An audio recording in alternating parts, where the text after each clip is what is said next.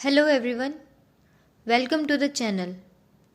Today we will discuss page number 26 of Govind Parik sir's book और शुरुआत करेंगे हम कृमि रोग से। इसका थोड़ा सा पोर्शन पेज नंबर 25 पर है। आचार्य चरक ने, आचार्य सुश्रुत ने और आचार्य वाग्भट ने कितने कितने और कौन कौन से कृमि माने हैं ये हम एक वीडियो में देख के आ चुके हैं। अभी एक बार रिकॉल कर लेते हैं, ठीक है। इसमें सबसे पहले आएगा आचार्य चरक ने कौन से बोले। एक निमोनिक हमने याद किया था, बी प्राक,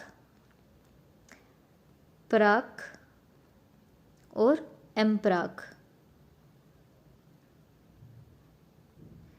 बी प्राक, प्राक और एम प्राक। और फिर उसका एक हमारा नंबरिंग थी,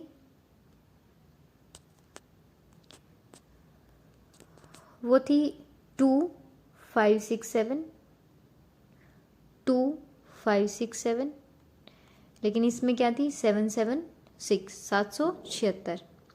इस तरीके से ये वाले भी 20 होते हैं, ये वाले भी 20 होते हैं और हमारे ये वाले भी टोटल 20 होते हैं। ये आचार्य चरक का था, ये आचार्य सुश्रुत और ये आचार्य वाग्भट। इस तरीके से हमने याद किए थे। बी फॉर बाह्य मलज, बाह्य या फिर मलज। पी फॉर पुरीषज, रक्तज और कफज, पुरीषज, रक्तज, कफज। सुश्रुत का भी पुरीषज, रक्तज और कफज। जो हमें यहाँ बात ध्यान में रखनी है वो ये है कि बाह्यज या फिर मलज आचार्य सुश्रुत ने नहीं माना। आचार्य सुश्रुत ने 3 ही प्रकार के बोले, पुरीषज, रक्तज और कफज। अब हम देखते हैं इनके नाम। पुरीषज, रक्तज और कफज कितने हैं? 5, 6, 7 है ना, ये इनकी नंबरिंग थी। सबसे पहले हम देखते हैं पुरीषज के बारे में। पुरीषज के देखो 5 जो भेद बताए हैं आचार्य चरक के अकॉर्डिंग, वो कौन कौन से हैं? ककेरुक, मकेरुक, लेलीह, सशूलक और ससुराद। इसको कैसे याद करना है? कमलेश, कमलेश के ससुर, कमलेश के ससुर पोटी करने, पुरीश करने जाते हैं, ठीक है। कमलेश के ससुर पोटी करने जाते हैं। क से ककेरुक, म से मकेरुक, ले से लेलीह, स से सशूलक और फिर ससुर से ससुराद। ससुर से क्या हो जाएगा? ससुराद। ये हो गया हमारा पुरीषज कृमि। इसके बाद आते हैं रक्तज कृमि पर। रक्तज कृमि का क्या है? केशाद, लोमाद, लोमद्वीप, सोरस, उदुम्बर और जंतु माता। और क्या है? जंतु माता। इसको कैसे याद करना है? इसको याद करना है निमोनिक से। जाओ,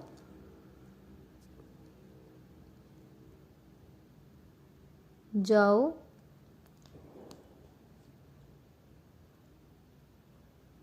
अकेले सो जाओ, अकेले सो लो, जाओ अकेले सो लो, निद्रा ले लो, ठीक है। अब इसको हम डिकोड कैसे करेंगे? देखो, जा से हो जाएगा हमारा जंतु माता, ज से क्या हो जाएगा हमारा? जंतु माता।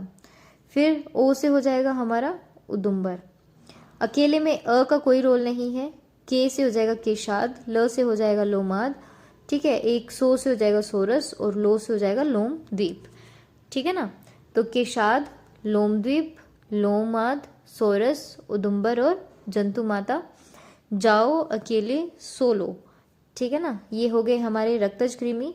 अब इसके बाद आते हैं कफज कृमि। ये भी कितने हैं? 7 हैं। इसमें लगभग जो भी हमारे एलिमेंट्री कैनाल के जितने भी ऑर्गन्स हैं लगभग उनका नाम आया है। देखो, आंत्राद, उदराद, हृदयाद, महागुद, सौगंधिक, चुरु, दर्भपुष्प। ये अलग कर दो तो आंत्राद, उदराद, हृदयाद और महागुद, ये 4 तो हो गए हमारे ऑर्गन्स, ठीक है ना। आंत्र इंटेस्टाइन, उदर हमारा पेट हो गया, हृदय हार्ट हो गया, महागुद गुद हो गया। इसके अलावा सुगंधिक, चुरु, दर्भपुष्प, सुगंधिक, चुरु, दर्भपुष्प, ये हमारे हो गए कफज कृमि। अब इसकी एक टेबल है, काफ़ी अच्छी टेबल गोविंद पारिक सर ने बनाई है। ये एक सारांश दे दिया इस टेबल में। हम इसको देख लेते हैं। अब सबसे पहले मलज पढ़ेंगे। इसका निदान क्या है? मृजा वर्जन से।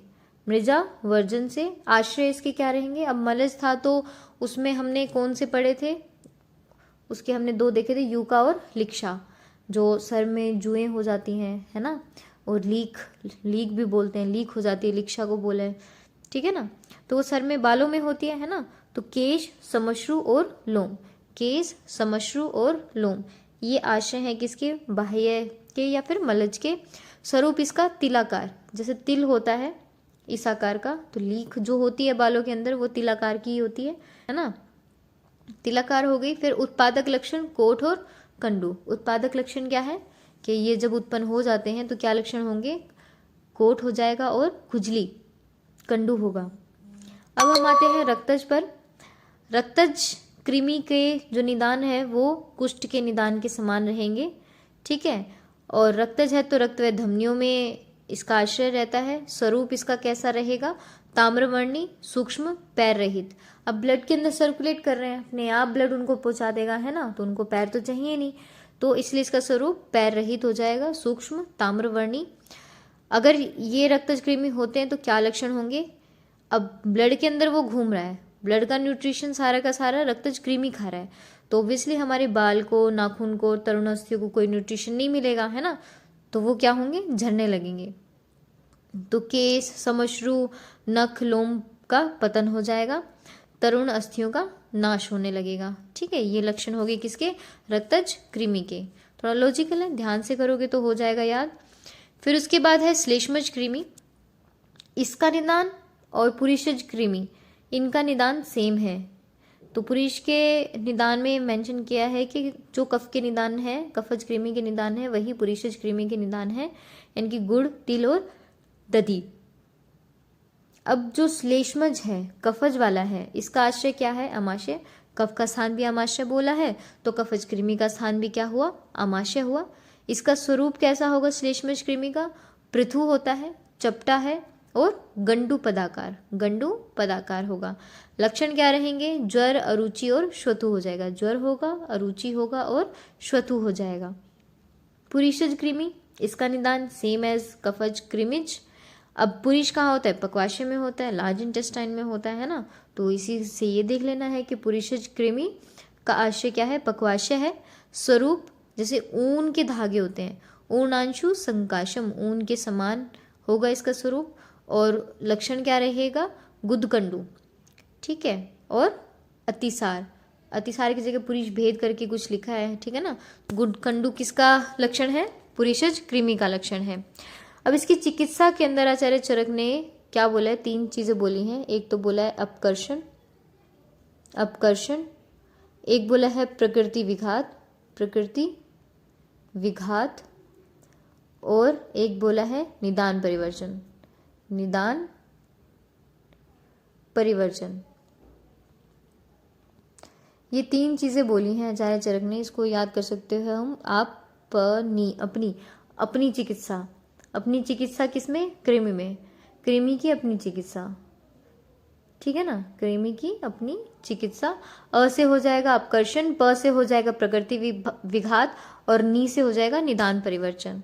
अब जो अपकर्षण होता है उसके अंदर 4 उपक्रम आते हैं अनुवासन को छोड़ के, ठीक है। तो पंचकर्म में अनुवासन को छोड़ के बाकी जो 4 चीजें हैं वो हमारे किस में आ रही है? शोधनार्थ उपक्रम में। कौन कौन से आगे? वमन, फिर आता है विरेचन, ठीक है, फिर आता है आस्थापन बस्ती, और लास्ट में आता है शिरोविरेचन, शिरोविरेचन। इस तरीके से ये 4 कौन से हो गए? कृमि शोधनार्थ उपाय हैं। उसके बाद ये तो आचार्य चरक के अकॉर्डिंग थी। आचार्य सुश्रुत ने क्या बोला है कि रक्तज कृमि अदृश्य होते हैं और बाकी सारे जो है वो दृश्यमान रहते हैं। कृमि नाशनाथ सुश्रुत ने प्लाश, बीज, स्वरस, वंग का दधी के पानी के साथ प्रयोग निर्दिष्ट किया है। ये हमारा कृमि के बारे में हो गया। हमने भेद देखे, बाह्य की क्या है? यूकालिक्षा है, पुरीषज का कमलेश के ससुर, रक्तज का जाओ अकेले 16, कफज कृमि का जितने ऑर्गन्स है 4 तो ऑर्गन्स ही हो गए, अंतराद, उदराद, हृदयाद और गुदमुख, फिर सौगंधिक, चुरू और दर्भ पुष्प। फिर हमने इनके निदान, आश्रय, स्वरूप और उत्पादक लक्षण देखे। फिर हमने इसकी चिकित्सा देखी। अब आता है दशविध परीक्षा भाव। ये क्या है? दशविध परीक्षा भाव। इसमें सबसे पहला क्या है? कारण। इसमें सबसे पहला क्या है? कारण। कारण क्या है? भिषक। और किस चीज से करेगा? करण क्या है? रीजन क्या है उसके पीछे? भेषज, दवाई से, है ना। भिषक दवाई से ही तो ठीक करेगा, तो कारण क्या हुआ? भिषक। और उसका करण क्या है? भेषज। कार्य योनि क्या है? धातु वैषम्य, ठीक है ना, कि धातुओं का वैषम्यता है, उसको ठीक करना, तो वो कार्य योनि हो गई। और कार्य का फल क्या है? धातु विषमता ठीक होने के बाद क्या होगा? शरीर स्वस्थ हो जाएगा, तो सुख की वाप्ति, सुख वाप्ति वो कार्यफल। अनुबंध, आयु, ठीक है, आयु का पर्याय भी है अनुबंध। फिर देश, या तो भूमि हो सकती है या फिर आतुर यानी कि रोगी का शरीर। काल, काल से हम दो चीजें लेते हैं, एक तो हमारा जो ये टाइम चलता है संवत्सर वगैरह वो, दूसरा अवस्थिक काल। फिर प्रवृत्ति, प्रवृत्ति में आ जाएगा प्रति, कर्म, समारंभ। उपाय के अंदर कारण, करण, कार्य योनि का सौष्ठव और अभिविधान, इनको जोड़ के क्या बनता है? उपाय बनता है। आचार्य सुश्रुत ने थोड़ा अलग कहा है। क्या चीज अलग कही है? कर्ता भिषक को बोला है, जबकि यहाँ कारण भिषक को बोला था। करण रस को बोला है, यहाँ करण भेषज को बोला था। कारण दोष को कहा है, ठीक है, यहाँ तो भिषक को कारण बोला है। और कार्य आरोग्य। अब इसके बाद आते हैं गर्भ विकार। 3 मेन है, उपविष्टक, नागोदर, लीन गर्भ। आचार्य चरक और वाग्भट का हम देखेंगे। सबसे पहले उपविष्टक आता है। उपविष्टक में आचार्य चरक ने क्या कहा है? गर्भ वृद्धि न प्राप्नोति, गर्भ की वृद्धि नहीं होती है। बट आचार्य वाग्भट ने क्या कहा है? वृद्धि तो नहीं होगी लेकिन सफूरण रहेगा, सफूरण रहेगा। ये किन केसेस में होता है? ये होता है IUGR, intra uterine growth retardation. ऐसे केसेस में वृद्धि तो नहीं होती है ना, लेकिन सफूरण रहेगा, पल्सेशन रहेगी।